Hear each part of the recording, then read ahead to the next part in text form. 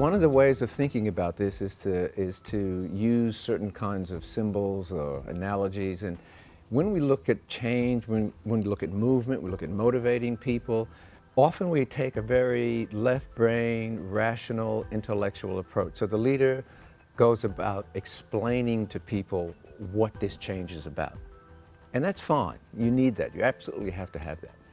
But the thing is, because people understand something, doesn't mean they're actually going to do it. Doesn't actually they're going to move. So we talk about the emotional or the motivational side. And if we were to use some sort of symbol or analogy there, we'd say an elephant.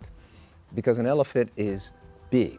And emotions are also very big and very powerful. So I could understand something, and there the analogy we could use would be a rider. And the rider, the intellectual side would, yes, I understand. But I may not be moved to do anything.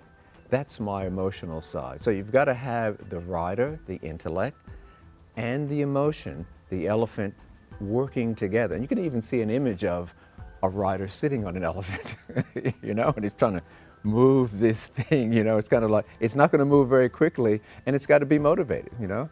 And I think in organizations, the thing that we often miss is the need to motivate, to get the emotions of people involved, engaged as well, to get something to happen.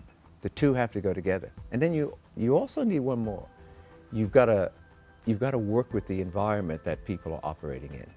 You know, we sometimes call that the path or simply the environment. So if you have the rider, the intellect, the understanding, you also have the emotions involved, and there is motivation, and then you create an environment for people to operate in, you get it.